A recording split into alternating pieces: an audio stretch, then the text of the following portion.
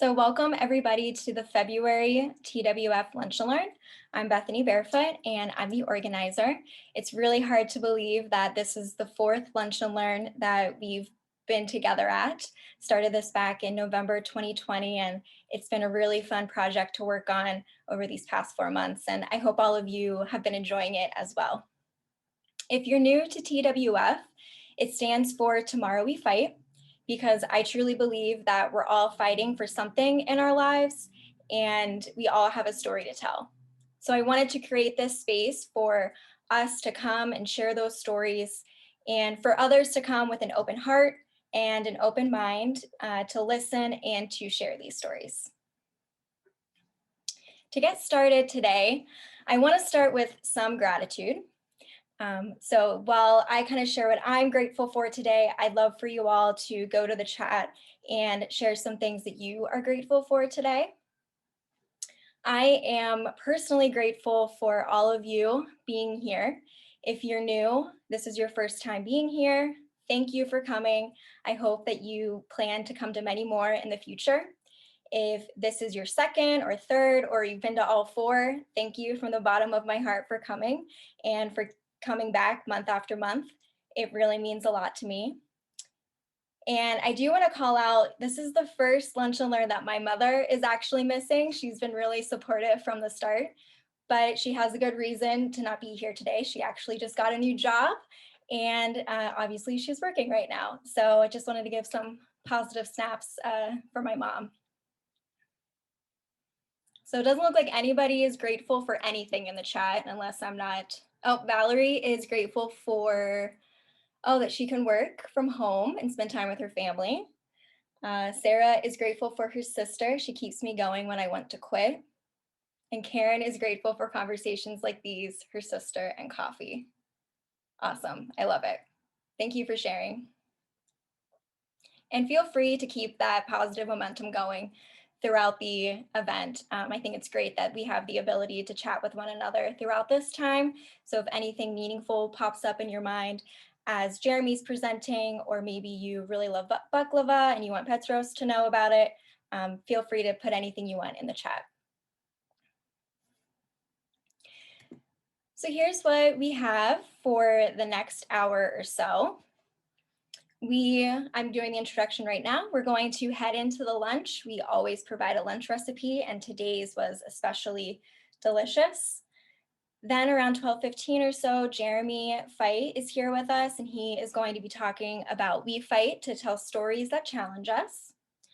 Then we'll move into the small business section for the last 10 to 15 minutes or so of today's event, where we have Petros Neofatistos talking about his family's company, Baklava.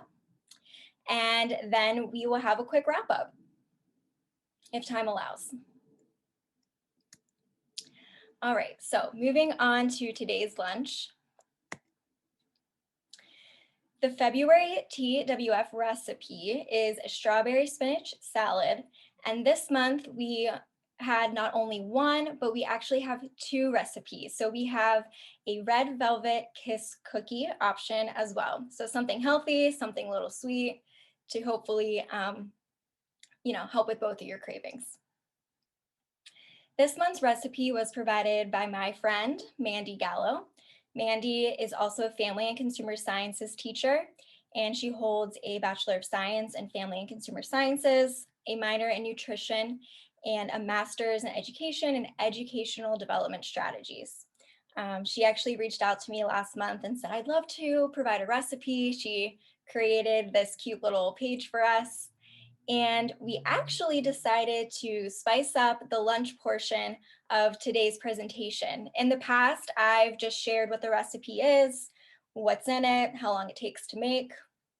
But this month, Mandy actually took me into her classroom, which has been in her home for much of this year due to virtual learning, and actually walked us through how she would teach her students how to make a recipe such as this. So over the weekend, her and I had a fun time recording this tutorial. So this is about a 4-minute video. So take some notes if you'd like.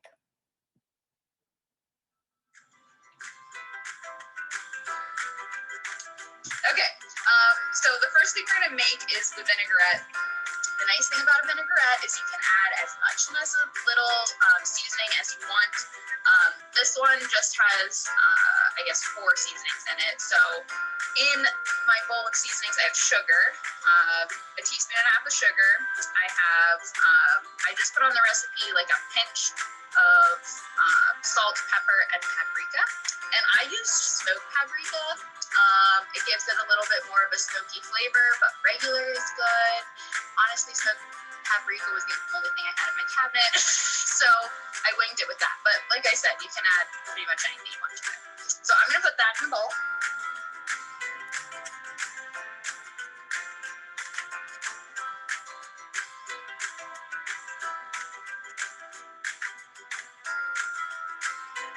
And then the only other ingredient to this vinaigrette is garlic. So you just need a half a clove, or if you're a big garlic lover, you could add the whole clove. And then I just whisk it together. If I make a big batch of this dressing, I usually put it in a mason jar and shake it. And then whatever I don't use, you just leave it out on the counter. You don't really want to refrigerate this vinaigrette because the olive oil gets weird sometimes and like hardens. So the next thing you want to do is cook your chicken. So this was a whole chicken breast, and I just sliced it long ways. I set it up like this and sliced it in half. I always slice my chicken breast in half because I feel like when you use the whole chicken breast, it's just so thick and it doesn't cook well and it dries out. So I either pound them down or I slice them in half like this. So this is one half. This is actually the other half already cooked, but I'm going to show you how to cook it anyway. Okay. So sliced in half. And then the other key to making chicken taste really good is seasoning it really well. I think people get nervous about adding too much salt and seasoning to it, but that's really what gives it flavor because chicken's kind of bland. I'm going to season the first side of it really well.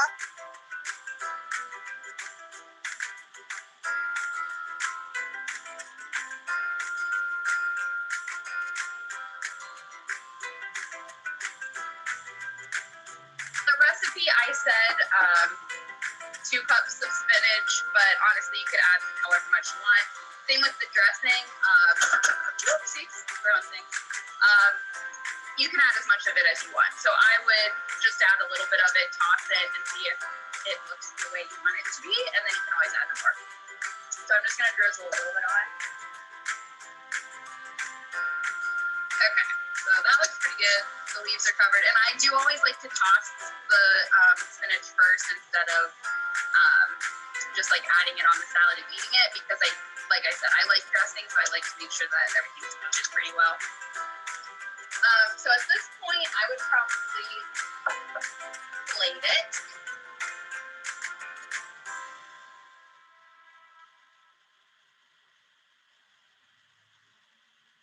I actually put this recipe into a calorie counter in case anyone's calorie conscious out there.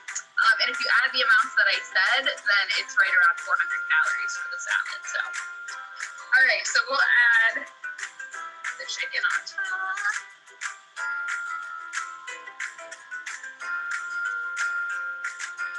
So yeah, Bethany, yours looks beautiful. Thank you. Mine doesn't, I opted for no chicken. Okay, yeah. And then it's a vegetarian dish too. So yeah, love that. Very versatile. Well, I think this was a great TWF recipe for February with the strawberries and the red themed cookies for Valentine's Day. I think it's great. So thank you so much for taking us into your classroom and teaching us how to make some healthy and sweet lunches. You're welcome. I'm so glad that you asked me to be on this. I told Bethany I wish I could come to all of your lunches, but fortunately my lunch is from 11 to 11:30 and it's pretty strict with all my classes, so I wish I could join, but I'm glad that I can be a part of it someday. Me too. Thank you, Mandy. Yeah, no problem.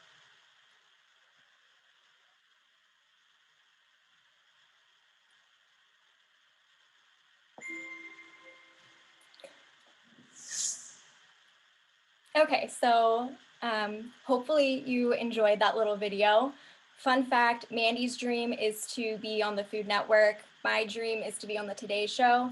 So hopefully that video maybe could be an audition tape for us. We'll work on it, but we had a lot of fun making it. And I'm really excited that Mandy was able to spend some time with us and show us how to make it. This was a shortened version of the video, so I will be adding the longer version on YouTube. And in that video, we talk more about the challenges that Mandy has faced being a family and consumer sciences teacher in a virtual setting. She is back in the classroom in person now, but we talk about some other tips that she has for the recipe. So like I said, I'll be adding that to my YouTube channel later today. So I am curious how many of you are enjoying the recipes, how many of you think that this is something that we should continue doing, and also let me know if you think Mandy and I have a shot at being on the Food Network and the Today Show respectively. I'd love to hear your thoughts.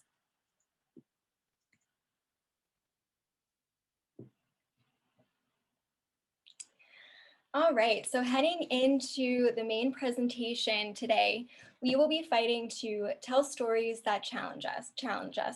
And I'm very excited for our guest today because Jeremy is somebody who I grew up with. I think we go back to kindergarten. Jeremy was in my kindergarten class for probably 2 weeks, maybe, until the teachers realized he was too smart and he actually got moved up. So Jeremy and I are about a month apart in terms of age, but he actually was a year ahead of me in school. But we remained close throughout the years, and especially the past year or two, we've reconnected. And Jeremy actually called me the night after the first Lunch and Learn back in November to talk to me about one of his upcoming projects. And you'll hear more about that a little bit later. And whenever he was telling me about everything that's kind of going on in his life, I immediately asked him if he would be willing to present on a future Lunch and Learn. So I'm really excited that today is that day. So I'd love for you to all get to know Jeremy a little better. So I'm going to share his bio with you all. Jeremy is an actor, writer, director, producer from Bedford, Pennsylvania, with the mission to use the privilege that comes along with being a cis queer white man to hold a mirror up to those who have not yet to see themselves and offer a warm embrace of validation for those who have experienced whiteness as a weapon. Jeremy's work focuses on the issues of mental health issues in rural America, white neocolonialism in West Africa, and the fetishism of Blackness by the white gay community. As an actor, Jeremy has worked extensively in new play development on projects and collaborations in the New York theater community. As a writer, director, his work includes We Don't Have Gays in Ghana, a web series about the white savior complex, and a visual album currently in production for up-and-coming R&B artist Leo. Jeremy has also produced projects with the industry-shifting companies I Defy and Play Per View, through which he has worked with likes of Kate Walsh, Marin Ireland, Will Arbery, and so many more. His upcoming projects include an upcoming documentary in association with the Frankfurt Zoological Society, alongside producer Kim Sauer from National Geographic, about the lives of a group of anti-poachers in Zambia, and the upcoming film Fever, which he told me about, a project focusing on mental health, privilege, and their effects on interracial relationships. And it's going to be featuring the Fresh Prince of Bel-Air's Janet Hubert and Tony Award winner Alice Ripley. So that's just a snapshot of Jeremy, but I'm really excited for him to dive in deeper to his story and to talk to us more about Fever. So Jeremy, take it away. All right. Hi, everyone. Hi, Beth. Hi. We've talked so much, we haven't seen each other face to face in a long time. So, hey, thanks for having me. I'm really happy to be here, and it's been really fun preparing for this. So thank you for the warm welcome, and thanks for the recipe. Reminded me I need to add some color into my lunches, and we're definitely going to get you guys on TV. So let's talk about that afterwards. Yeah, a part of Bethany and I's journey that she hadn't mentioned was that in high school, we were both members of the Future Business Leaders of America, in which Bethany held state office and we both competed at the national level. And so giving presentations like this was a huge part of our lives in high school. And Bethany went off into business, and I'm sure many of you also are in that sector and give presentations of this kind. I'll have you know, this is my first PowerPoint in about a decade. So this became a mad scientist project for me this week, and it was a fun flashback for me into this world. So yeah, just to dive in and highlight a little bit more about why the Tell Stories That Challenge Us. Like Bethany mentioned, we reconnected last year over Fever, the film that I'm currently working on that's actually heading to production in May, which you should be able to see by early 2022. And this theme has been a big part of my life over the last 2 years, especially in this transition into which we're very settled into now, into quarantine life and creating entertainment, specifically films and theater in the middle of this virtual life has been an opportunity for me to really sit with who I am and what I'm creating and what I want to be creating, and really pause and look at what was quite a stark difference before the quarantine, or at the beginning of the quarantine, and now. I'm proud to say that I've done some internal work to extrapolate on what was feeling disconnected from me, and I'm excited to share with you some of that journey and some things I've distilled in hopes that you can apply these things to your projects. So Beth, if you could hit us with the next slide. Before I dive into these, I want to make it really clear that although I am a storyteller, I believe that all of the things that I'm going to talk about today can be applied to any project and any idea, whether it be a new business or a project that you've got going on at work, something you've got going on in your community, your own hobbies, the creative things that you take on at home, your relationships at home. All of these things I think can be sort of intertwined through different sorts of projects. So feel free to think about how these can impact your life, and I'm happy to answer questions once we hit the end. So after digesting some of what I wanted to say, I came up with these 3 B's of creating challenging work. So the first of these is be bold, don't play it safe. Second is be willing to be wrong, or at least be okay with your first idea not being the only one. And building teams that hold you accountable after realizing what gaps you have in your awareness. So I believe that projects born from these 3 B's offer immense personal growth and alignment, but they also offer larger impact to your audience and to the folks you're trying to serve, and more value to the collaborators that you're working with. So once again, I feel like these can be applied to art and projects of any kind. So let's dive in and see what else we can extrapolate from this. So if we can hit the next slide. Look at baby face little me, Bethany. I added this sort of as an Easter egg for Bethany because this is one of my senior photos from high school. And it's so funny to look back on now, being very familiar with getting new headshots and marketing materials as an actor every year, and looking back on this little angel-faced child. It's an interesting point of comparison for me because at this point in my life, as Bethany mentioned in my bio, I am a queer man, albeit a cisgendered queer man. And so in the town where we grew up in central Pennsylvania, like many places in the world, even today, growing up as a queer man was quite confusing. And so I was wrestling with a lot of identity questions while also trying to take on what was an artistic career, which in the rural parts of the world and even in other places, it's quite difficult to explain to your family the value of that and find value in that as a child in attempting to figure out your avenue to reach that point.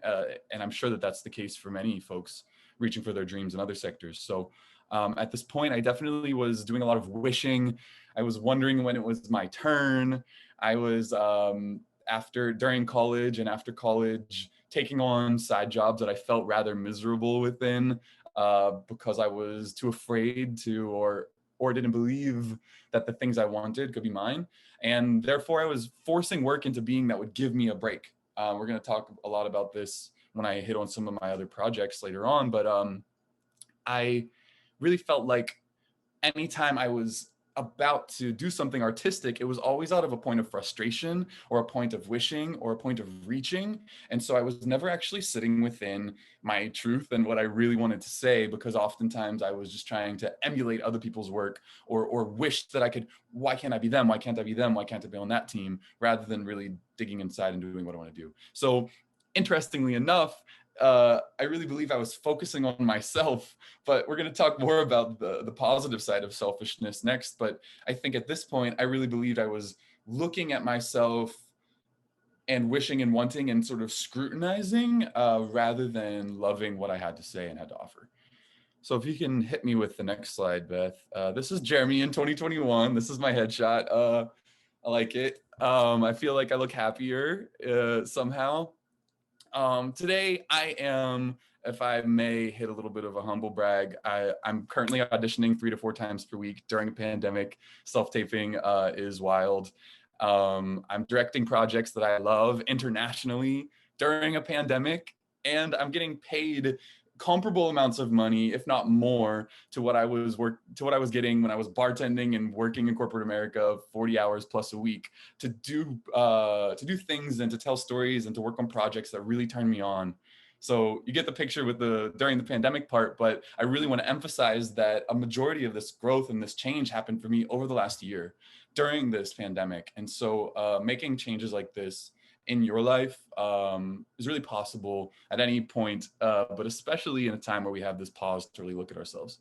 So I think the most important part about the shift from baby-faced me in a decade ago to Jeremy today is that I'm now writing and producing projects that serve others while challenging me. And I believe that those two things go hand in hand.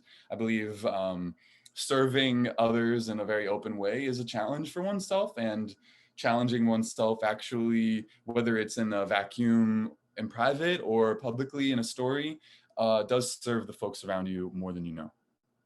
So let's hit the next slide. And before getting there, I just want to say that the how is pretty important here, right?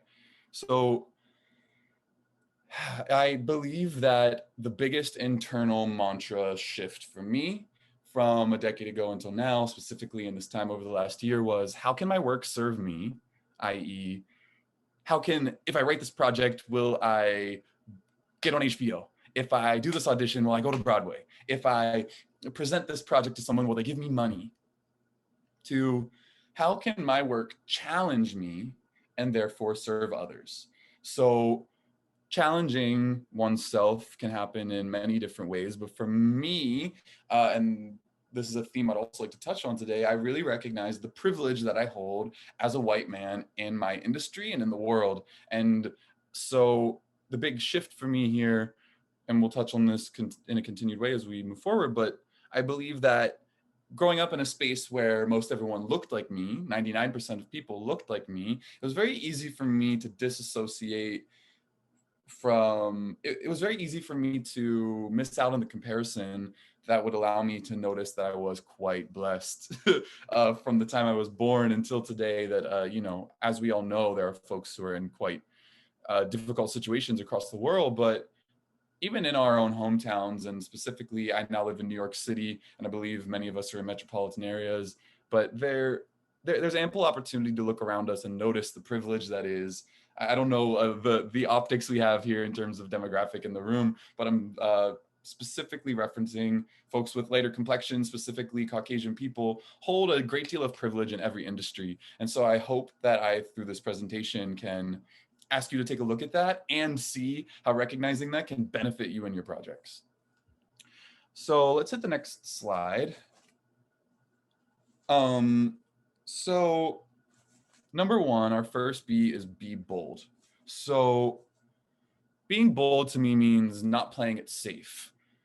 I also wrote here that if it's not scary, it's not big enough. That's something that I live by. And I also like to take on a practice of seeing myself where I want to be and believing that I deserve it. So in my transition from babyface me to now me, I had to let go of the idea that I needed to protect myself from the world around me. I believe that I grew up in a space that conditioned me to believe that I needed to be hiding money in the walls and being distrustful of the stock market and even my neighbor to a degree. And as much as I believe that the hometown that Bethany and I grew up in was full of plenty of love, I believe that love rarely looked inward. And I believe that folks where we're from miss out often on an opportunity to really believe that they're valuable and to really see their worth and their beauty. And so I think there's one world where that situation can be called arrogance. And I believe that once you transcend the fear of arrogance and ego, there's an opportunity to really love yourself so that you can actually affect your projects in a beneficial way and ask people to also love themselves. I've taken on a mantra throughout the last year or two that goes, everything is always working out for me. I have a little chalkboard in my kitchen on the wall, and I write my mantras every month on it. And that's the one I have there right now. And for me, I definitely needed to, in order to be bold and to jump in and create the stories that I really was itching to tell secretly deep down, I really needed to believe that if I jumped off that cliff and I put myself in a space where I wasn't bartending or working in corporate America with that secure income, side note, I'm by no means claiming that one person's dream is better or less valuable than mine. But for me, I was always dreaming to tell stories. And so that's why the comparison to the bartending in the corporate America. For me, there's definitely a dream in this room that lives within those spaces. So I don't want to trod down upon those things. But I believe that in order for us to dive into the work that we're really meant to do, we have to believe that everything is working out for us and that the universe or the higher power that you call on definitely is here to support you throughout those things. So let's move on to the next slide. This is a little passage called the Deservability Treatment. It is from a book by Louise Hay called You Can Heal Your Life. I read this to myself out loud every morning. This is sort of to help prep me and open me for the day to really believe that the great things that I'm reaching for are available to me and that I deserve. And so to use this, basically, you can print it out, put it on your wall, write it in your journal, put it on your desk, wherever it may be. And the idea is that you read it to yourself daily, as many times as you need to, until you believe the words that you're saying. So I'd like to challenge us all to just read through this together. I'm going to read it out loud for you, but if you feel so inclined, I think it could be valuable for us to read it out loud, sort of open us up for the rest of the things I'm going to share today. So here we go. The deservability treatment. I am deserving. I deserve all good. Not some, not a little, but all good. I now, right now, move past all negative, restricting thoughts. I release and let go of the limitations of my parents. I love them and I go beyond them. I am not their negative opinions nor their limiting beliefs. I am not bound by any of the fears or prejudices of the current society I live in. You could hit that next slide. Thank you. I hope you're reading along. Saying it out loud really does feel different. I no longer identify with limitation of any kind. In my mind, I have total freedom. I now move into a space of consciousness where I am willing to see myself differently. I'm willing to create new thoughts about myself and about my life. My new thinking becomes new experiences. I now know and affirm that I am at one with the prospering power of the universe. As such, I now prosper in a number of different ways, which we all are for sure. The totality of possibilities lies before me. I deserve life, a good life. I deserve love, an abundance of love. I deserve good health, even in a pandemic. I deserve to live comfortably and to prosper. I deserve joy and happiness. I deserve freedom to be all that I can be. I deserve more than that. I deserve all good. The next slide finishes it up. The universe is more than willing to manifest my new beliefs, and I accept this abundant life with joy, pleasure, and gratitude, for I am deserving.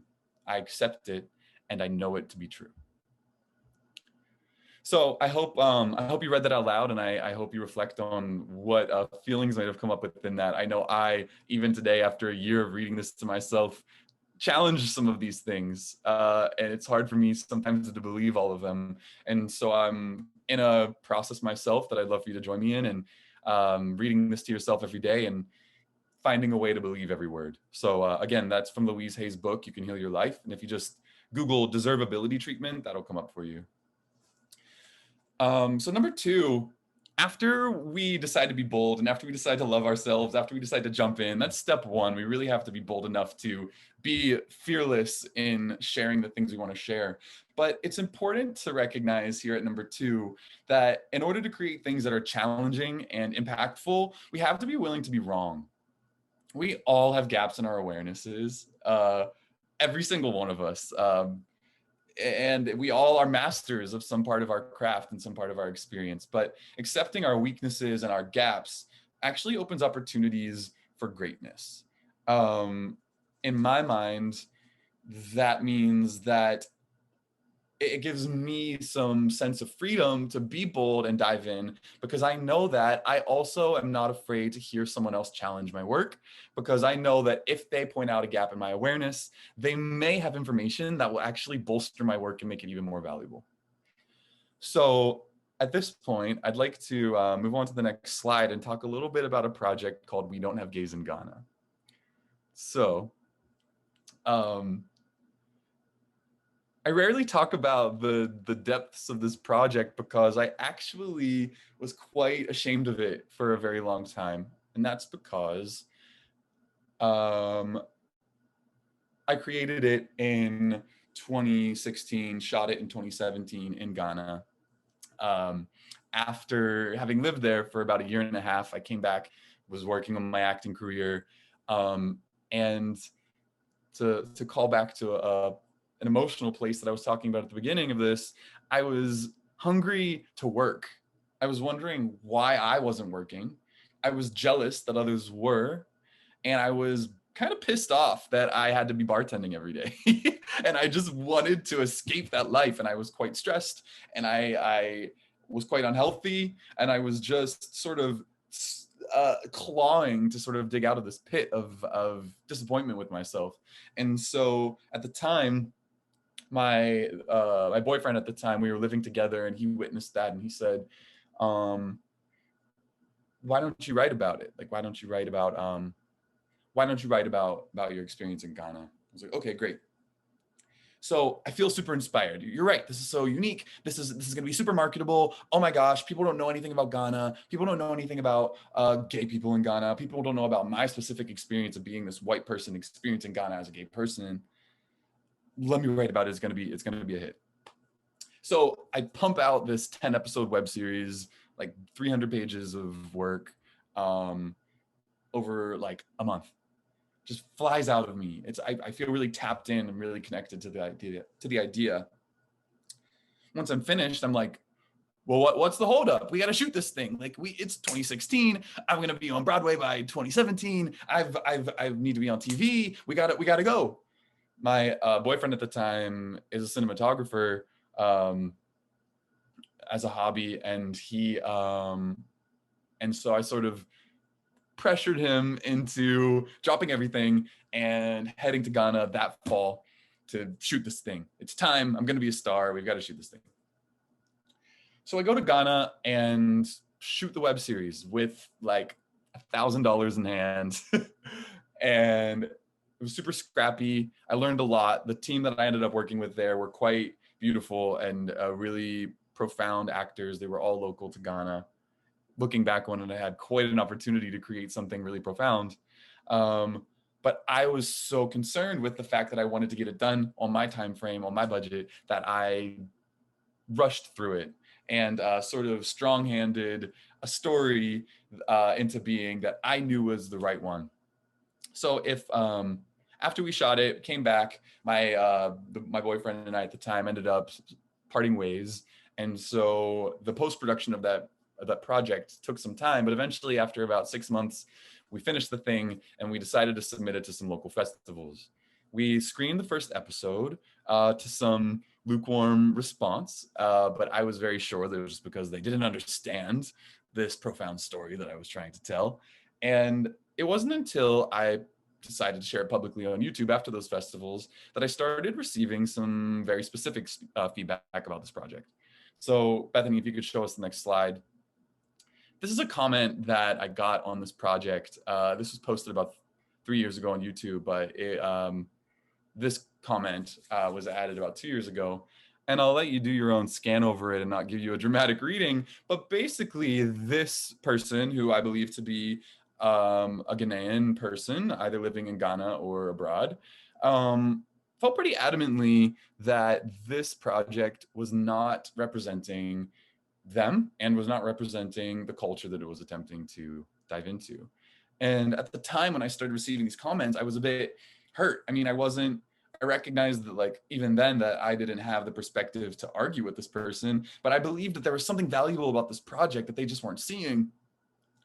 And so after taking most of the videos down and hiding it and thinking about it, pretending like I had never made this project and climbing into a hole of shame and not creating anything for about a year, I then came up with another idea. So Bethany, if you could hit us with the next slide. The project that I came up with almost 2 years ago now at this point is a project called Fever. And this project, if I can fast forward to this moment for comparison, we've just finished a crowdfunding campaign with our team that had an initial goal of $11,000. We ended up raising nearly $25,000 in the 2-month span that we were crowdfunding.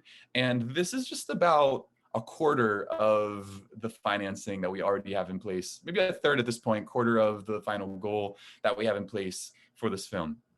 Meaning that clearly the response to the two ideas are quite profoundly different. And my question for myself was, and is, what is the difference? So Fever is, I forgot to give you the log line about We Don't Have Gays in Ghana. It was a concept that was about a white missionary worker who traveled to Ghana to save the world, but had his preconceived notions shattered once he arrived.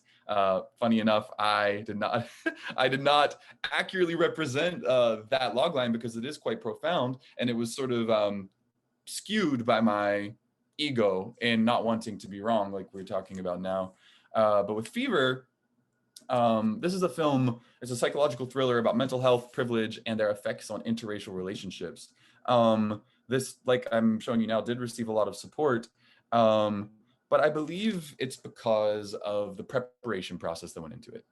So a story that I like to tell is when I first had this idea, it was actually born from the anger that came from a breakup with said boyfriend that I was living with during the time that I created We Don't Have Gays in Ghana. I was angry about the breakup, and I was frustrated with how this thing could be happening to me. And so I sat down before heading into the same side job that I was despising. We had met up for lunch before we decided to part ways, but I had these 3 hours now that I wasn't eating lunch with said boyfriend to write before I went into work. And so I sat down with a notepad, and again, a story pours out from my pen. The story, I believed, was an anger play. It was all about, why could this thing be happening to this innocent person, the person whose perspective, my perspective, the story was being told.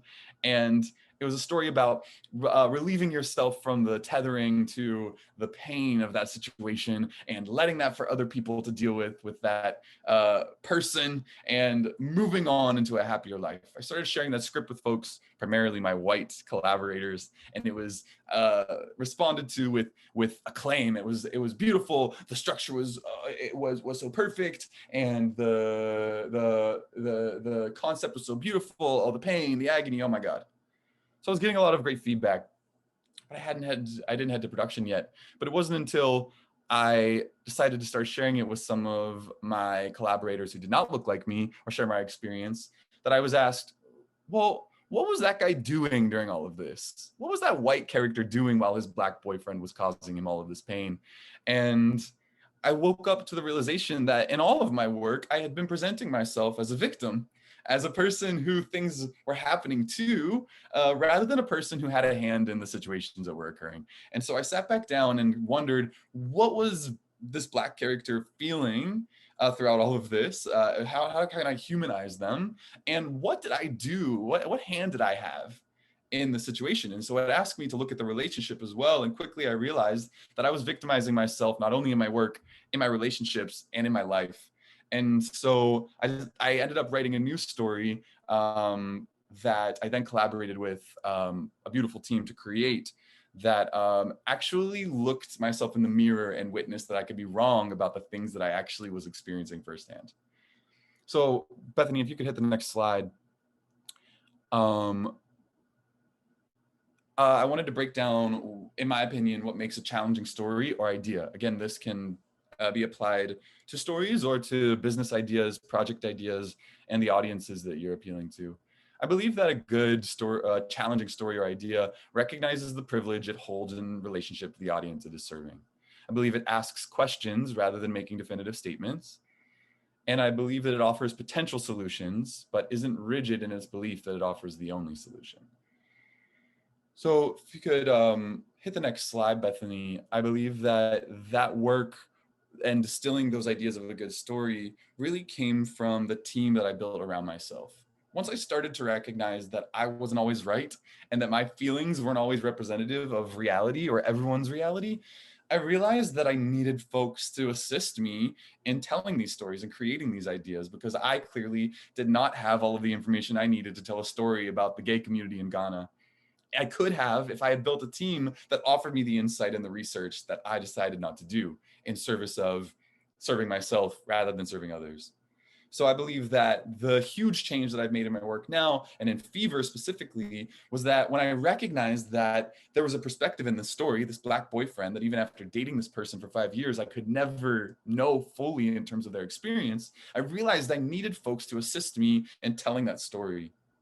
So I've started to hold myself accountable for building teams that hold me accountable by filling gaps in my awareness with those who do the thing that I don't do, that I don't know how to do the best. And by finding people who are the best at what they do, but have a different perspective than I, maybe even disagree with me. So if you can hit the next slide for me, Bethany. This is a book that I read during that time of transformation that I actually have right here and have been looking at in preparation. It's called The Originals by Adam Grant. In the book, he sort of debunks highfalutin success stories and challenges long-held process beliefs about exchanging our time for money and what it means to run a good business or a successful business. And he talks about what it really takes to create profound change and to be a disruptor, i.e. an original in your space. So on the next slide, there's a little passage that I want to read out loud to you that I'd like for you to consider right now. Of the people that you work with on a regular basis, what percentage of those people would you rely on to speak up and to fight to make sense of things, even when it's difficult? Good teams aren't always happy families. They also disagree. Are you such a person that would fight to make sense of things, or to fight to make things right or clear? Let's test your forthrightness. Of the people you work with, who is not doing their part to fight for right? Have you admitted to yourself or someone other than your significant other that that's happening at work? And if you can recognize that person, have you told them? Have you asked them for that accountability? And if not, why not? And for me, before this journey, the why not was I was afraid to hear the answer. I was afraid to recognize the value in that. And I've now come to realize that it actually is the most valuable part of my projects. On the next slide, I want to also offer you a recipe for a team of accountability. I believe that accountable teams are filled with people, and this is specifically from a perspective where you're creating the team and the idea. I believe that accountable teams that hold accountability look differently than you. I believe that that is a surefire way to offer perspective that is different than yours. Because as we are recognizing and awakening to, or you know, has been shown to us for hundreds of years, but is now being talked about in mainstream media today, there is privilege associated with the color of our skin, whether we like it or not. It's conditioned into the way that our country works. And so building a team that looks differently than you can help you to tap into what those perspectives are and actually utilize, you can utilize that information in serving your audience or your customers better. I believe that your team must also think differently than you. This means representation in terms of gender, sex, If you're a man, make sure you're hiring a woman to implement your project. If you're a woman, make sure you're hiring a queer woman. If you're a queer woman, make sure you're hiring a queer woman that doesn't look like you, is the perspective that I'm trying to share with folks that I'm working with. And I believe your team must also be as fearless as you. And this goes back to the bold thing. Number one, we've all got to be bold and fearless in sharing our ideas and our beliefs and what we think is best. And we have to trust each other to always be accountable in that way and showing up fully so that those messy ideas can turn into something shiny. And an accountable team, I believe, in my experience, it's most valuable to connect to people through your own network. I believe that each of us have a person to fill the roles that we need that doesn't look like us, that thinks differently than us, and is as fearless as us within 1 to 2 degrees of separation from the people around us. Because once you find people that you trust by association, you're able to arrive fearlessly.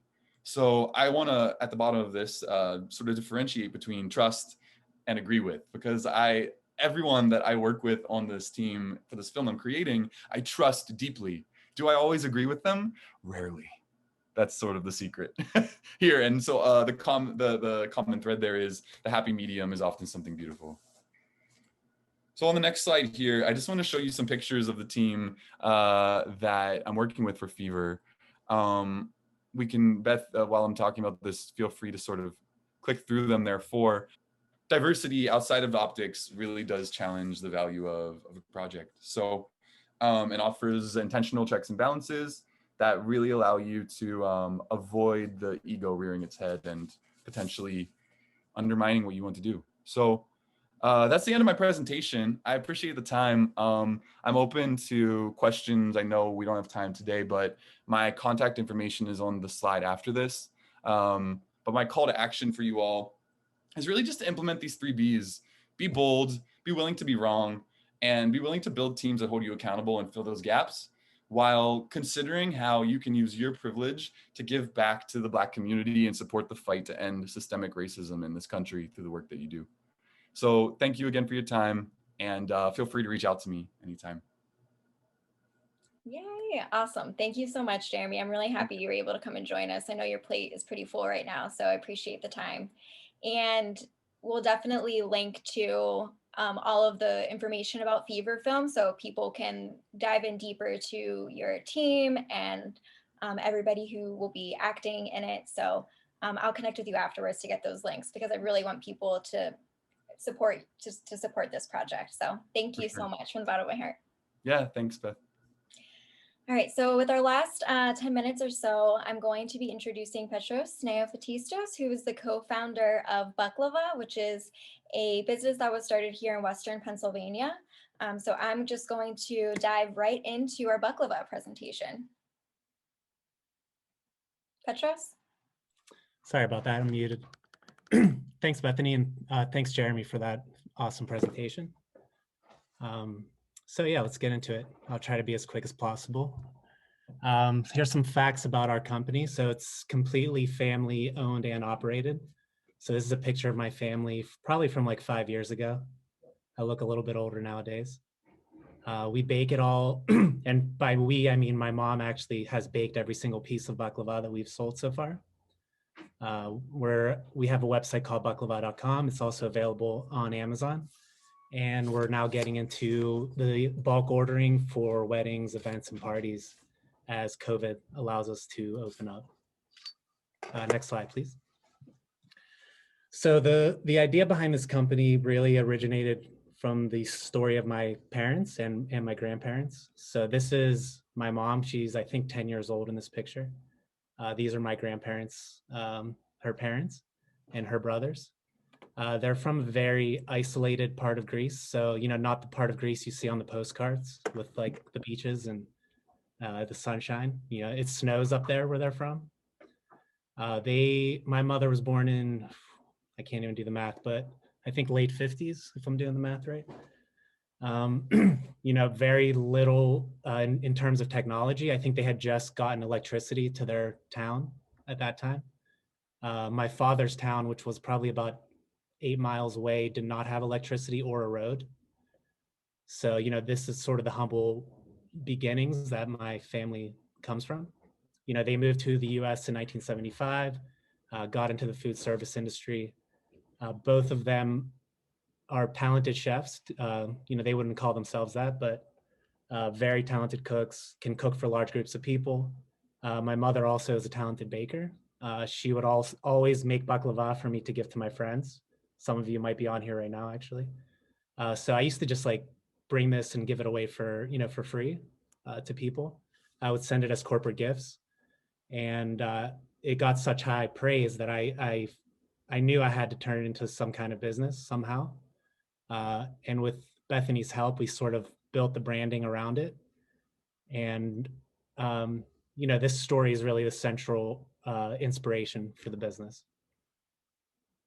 Next, please. So I'm going to probably skip some of this stuff, but really the important part of this baklava is like, our parents really sacrificed and struggled to give me and my siblings an opportunity to really do whatever we wanted. And that's something I'm extremely grateful for. If they had decided to stay in Greece, probably wouldn't have had the opportunities that I have living here. The other main reason is this fourth bullet point. I really wanted to show off my mother's talent. She's, very afraid of attention and positive attention in a lot of ways, and really didn't have the opportunity to like be educated. The culture where she came from, women didn't get educated.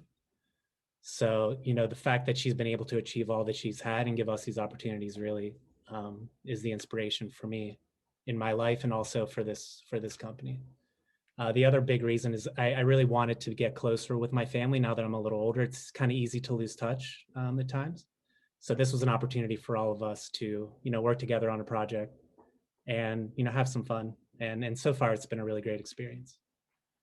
And really the final reason, a little bit of my background. So my full-time job is that I run a marketing company for lack of time, but that's like the big thing that we do. So we help brands, launch and sell products mainly online, direct to consumer.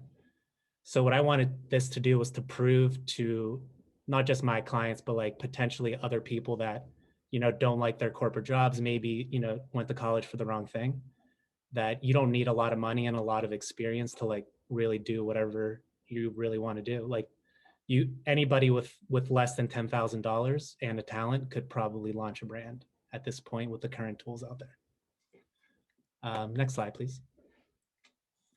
So the idea behind baklava is, there's a huge corporate gifting space. There's a huge like chocolates and nuts and, very cliche gifts that people send each other. What we wanted to do was sort of reimagine that in a more personal way. So, all our desserts are made by us. We write in handwritten gift messages. The packaging and the unboxing is built as sort of an experience. So it looks like a present, as you can see here at the bottom. And really, we wanted to create a gift that people would remember receiving instead of, the generic things that people usually send each other for holidays and stuff. Next, please. So the one big thing we want to do, since me and my siblings were so, lucky to have pretty much any opportunity that we dreamed of, we kind of wanted to pay it forward a little bit. So our first big partnership for this brand, which really helped us kind of get off the ground, was with Hello Neighbor. Hello Neighbor is an awesome organization. They help refugee families get settled. They connect them with a mentor family here in Pittsburgh and really like help them get their foundation. This is especially close to us because, my family were immigrants. And when they came to America, people were here that helped them get their foundation and get their first jobs and find somewhere to live and learn English. So it just seemed like a really appropriate partnership. And we're looking forward to working with them again in the future. One of our other partners was Griff City Area Pet Rescue. And our next partner, we don't know yet, but I'm looking forward to it. So, this is our order information, pretty simple. If anyone has a big event coming up, hit me up personally or email this email address. But yeah, other than that, any questions? So Petros, we do have a small business giveaway. I believe you're going to be giving away a 4-piece baklava gift box. Right. And I Yeah, don't know if you... I actually skipped over this part, so if nobody knows it, you can just say the decade. Does anybody want a free gift box of baklava? First person to say yes wins. And you can send it to somebody else. There we go. Right. Dr. Gracie. Dot Gracie is the winner. I'll get your contact information and we'll get this sent away to you. Awesome. Great. Did I get in? Did I get in under the buzzer there? Is it 1 You o'clock? did. Thank you so much. So if you haven't tried baklava, I'm curious, put in the chat if you've ever had baklava before. I know I never tried it until, full disclosure, Petros is my fiance. So until I met Petros, I don't think I actually had baklava. So definitely go to baklava.com and order a box for today. Valentine's Day is coming up, so that would be a great gift to send to your gal pals or your boyfriends, your fiancés, girlfriends. So keep it in mind. Yes, and I promise the note won't be in my handwriting. It'll be in very good handwriting. And you can order up till like Thursday of next week, and it'll get there in time. Also, I didn't see that Mark was on. Mark, I'm so happy to see that you're here. Thanks for joining. All right, everybody, it is officially the 1 p.m. mark. So keep your calendars marked for Friday, March 5th. We will be celebrating Women's Month, so we will be fighting for all women. Really excited about that presentation. And the Small Business Spotlight is pending, but I'm hoping it's going to be an artist that specifically works to share the stories of women throughout history, and some women that you may not be as familiar with as others. So mark your calendars for March 5th. And as always, thank you so much for coming, and visit BethanyBarefoot.com to share your ideas and to learn more about TWF. Have a great day. Thank you.